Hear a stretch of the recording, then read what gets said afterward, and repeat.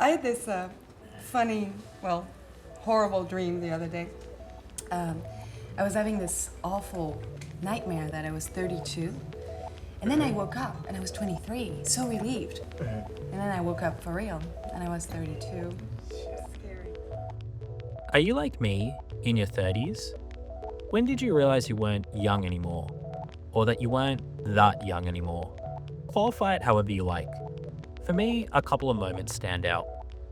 Maybe it was a time when the bouncers at the pub did not ask for my ID, but also laughed when I pulled it out of my wallet.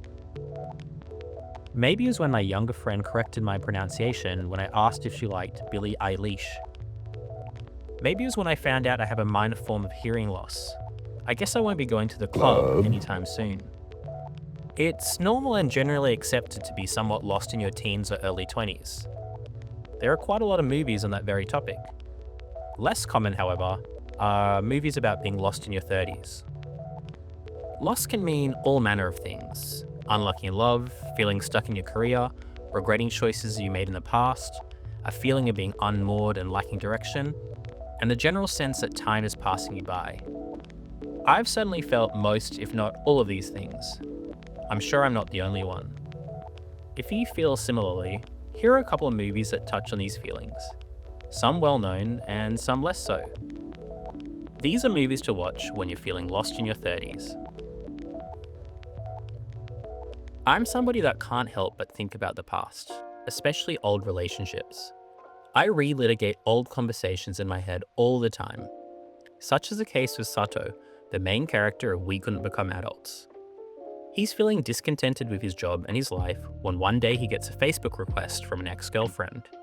From there, he's then transported down memory lane. Through the decades of his life, told in reverse chronological order, we see how different relationships broke down in his life. We also see the beautiful moments in his life that Sato often takes for granted. What I really like about this movie is how it shows how we attach memories to what, at the time, seemed like the most unassuming of places, but have significance due to the relationships we formed within them. どこに行くかじゃなくて、誰と行くかなんだよ。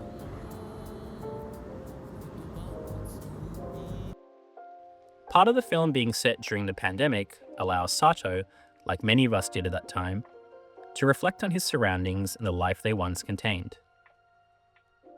As the lead of the film, Sato can be kind of a mopey arsehole, but I did find him relatable in some ways. For example, you see the significance he places on an early relationship from his 20s, often to his detriment.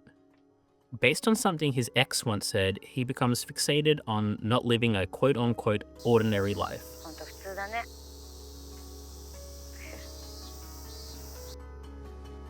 なんか向こうはそういうのをバカにしてんですよね。そういうのって結婚とかそういう普通のこととか。なんていうかあれですよね。地味になられましたよね。だから何？いやなんか普通じゃない？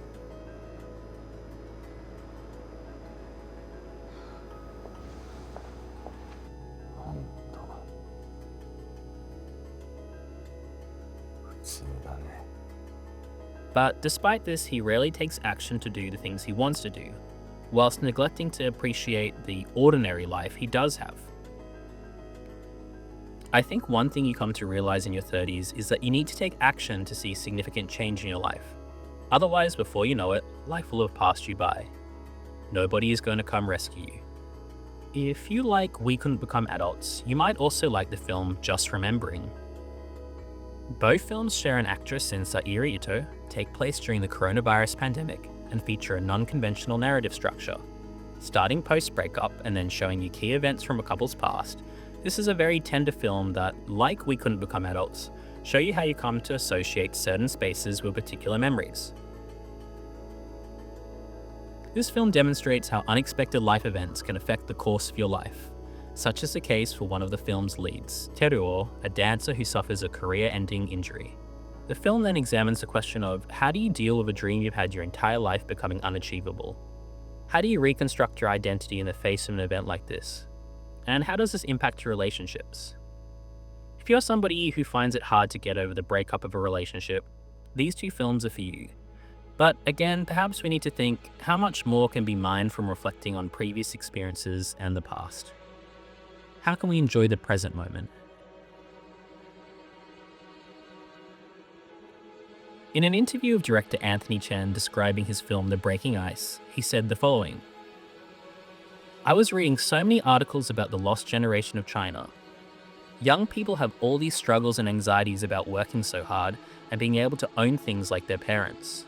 What does it really lead to? And it's not just about China, it's a common set of issues for young people around the world who are searching for their own purpose." The Breaking Ice is not a movie you watch for its plot. There is little surface level conflict in the film. Whatever conflict there is, it is interior to the characters and expressed subtly. The film is set in the Chinese city of Yanji, which borders North Korea. Hao Feng from Shanghai is in the city for a friend's wedding, but finds himself spending extra days there after losing his phone. Struggling with suicidal ideation and dissatisfaction in his job as a finance worker, he finds friendship and then romance with local tour guide Nana, who he fortuitously meets on a tour, as well as developing a friendship with her longtime friend, Han Zhao. This is a beautiful film with a great atmosphere. It is a movie of quiet glances and finding comfort in one another. As I mentioned, while there is little overt conflict in the film, its characters wrestle with internal struggles. There's Hao Feng, wrestling with the demands of the workplace and finding purpose in life. I think a lot of people could relate to his dialogue in this scene. 从小我妈就逼着我读书，我那么努力，就为了离开家。到了更远的地方，发现没什么不同了，只有更拼命的工作。但有什么用呢？都没变。Then there's Nana, a dancer that suffered a career-ending injury that dashed her Olympic prospects and is struggling to find purpose in the aftermath. This is somewhat similar to Teruo in Just Remembering. Finally, there's her friend Han Zhao, who's also struggling with purpose, settling for a restaurant job, and struggling with long-standing unrequited feelings of love for Nana. What I love about this movie is how it depicts a common struggle for its characters and for people in general, that we have this need for purpose and making sense of our lives. The film shows how both love and friendship, even in brief fleeting moments, actually make up the most important moments in your life. And you're not ever truly stuck. There's always the opportunity for chance encounters, new friendships, and that you can always make a change. Seems like wherever you go, housing is becoming unaffordable for young people. In South Korea, this is increasingly becoming a problem. This issue becomes an instigating moment of change for Miso in Jeon Go-won's fantastic film Microhabitat. Miso is 31, living hand-to-mouth off her cleaning job until her landlord informs her of a rent increase for a shoebox apartment. While she understands her landlord's explanation that his costs are going up too, she's hardly thrilled to pay more for a space that is so cold she can't even get intimate with a boyfriend within it. Humorously, Miso is not prepared to cut down spending on her beloved cigarettes or whiskey, so she instead forgoes renting entirely and moves to couch surfing amongst old friends. What this film catches very well is the drift that can happen between you and your friends when you hit your 30s. Some of this is due to friends getting married and having kids, sometimes the differences in career and lifestyle cause a divide, sometimes your interests just change. It's a natural but sad part about growing older. What Miso finds out, however, is how dismissive and judgmental her friends are of her and her unorthodox life choices. But despite falling in line with society's expectations, are these judgmental friends happier than Miso, who clearly knows what makes her happy? No. In fact, this film shows how capitalistic expectations can squash the joy that many of these unhappy adults had in the previous decade. Still, life is not a fairy tale, and this movie shows, like Just Remembering and The Breaking Ice, how in your 30s you have to face the reality that your creative dreams may have no future. You have to make sacrifices. The question is, what sacrifices will you make?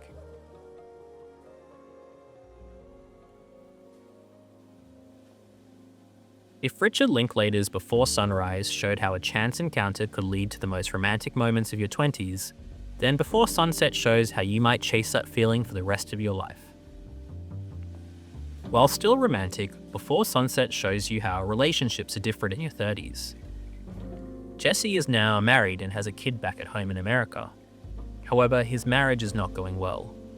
Celine is jaded by her past relationships and the world at large.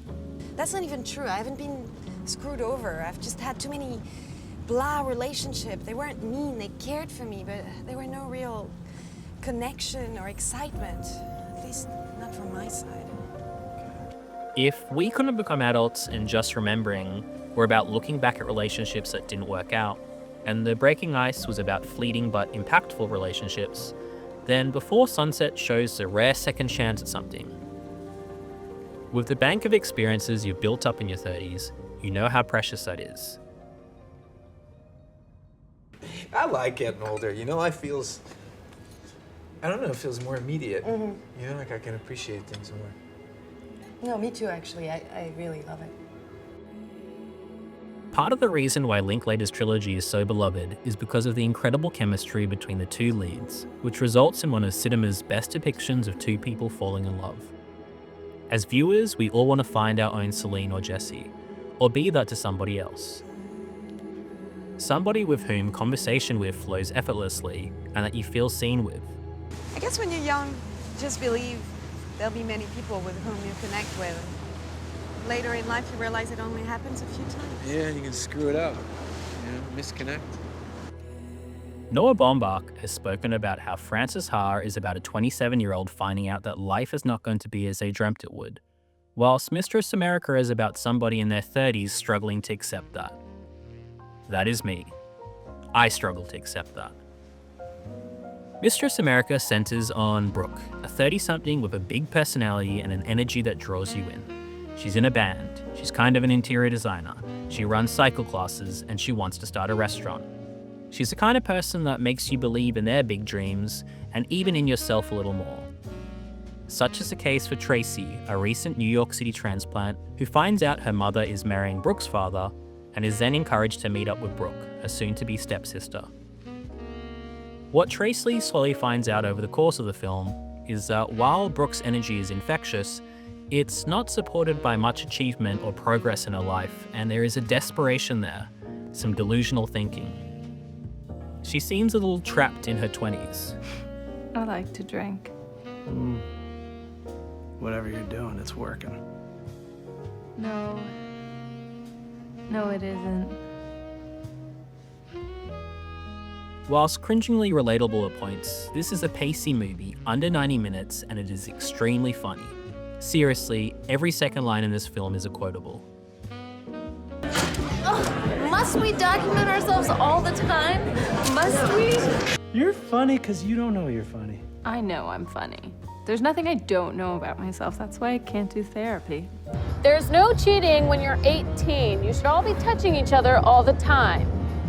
Interestingly, Noah Baumbach named his son Romer after the French director Eric Romer, who directed the next film we'll talk about, The Green Ray. Both Richard Linklater and Noah Baumbach were inspired by Romer's films, which often feature main characters with a very defined general sense about themselves and how they think their life should be. Like Mistress America's Brooke, they can be quite stubborn in these beliefs. In Romer's films, this stubbornness often leads them to miss out on opportunities. As Baumbach says of Romer's characters, they fail to participate in their lives in a way that could really kind of open them up or change them in some significant way. I think that quote describes the characters in We Couldn't Become Adults as well. And I feel this way too, like I'm not doing everything I could be doing to make my life better. Perhaps I am too stubborn in my ways. Which brings me to our final film. Écoute, ou tu veux rencontrer quelqu'un ou tu restes toute ta vie sur un souvenir. Directed by Eric Romer and written by him and the film's star Marie Riviere, Riviere plays Delphine, who post-breakup is struggling with loneliness. However, it's a European summer vacation and she intends to make the best of it, despite her heartbreak. Unfortunately, she then constantly finds herself in situations where she's surrounded by people but doesn't feel like they relate to her ideas and that she is being truly seen. In other words, these are not her people. Like Bombach mentioned of Romere's characters, she has a clear idea of what she envisions for a relationship and she won't settle for anything less. Like Celine in Before Sunset, she is tired of what she's experienced in previous relationships. Je sais pas, parce que je suis pas quelqu'un qui est très opérationnel dans la vie, je suis pas fonctionnelle, je regarde les gens, mais je fais jamais une chose déterminée pour trouver quelqu'un ou pour trouver quelque chose. Mais bon, peut-être que je me trompe. Mais tu attends que les gens viennent chez toi ou quoi? Non, non. Non, je te dis, c'est très flou, je sais pas. Que le type ne vient pas tout seul. Il faut faire quelque chose. Also, like Greta Gerwig in Mistress America, Marie Riviere is a fantastic and very animated actress. It's hard not to root for her. The green ray of the film's title refers to a Jules Verne story where if one sees a green ray on the horizon, they are able to understand both their own feelings and the feelings of the person they are with. Maybe the kind of unity people seek in a relationship. Romere gives this character a happier ending than you might expect, and one that might not be entirely realistic. Critics have noted that this ending is a little neat and perhaps too fairy tale-esque. But I like that Romere gave her the prospect of a happy ending. It gives hope to all of us 30-somethings who are stubborn in our ways and looking for love. May we all have happiness in our 30s too. I think what all these movies show is that yeah, we're getting older, but we've only got this one life. You never know where the next opportunity will arise, but you've got to take action to make things happen. The time is going to pass anyway. I hope you enjoy watching some of these movies, and if you have any recommendations, leave them in the comments. Cheers.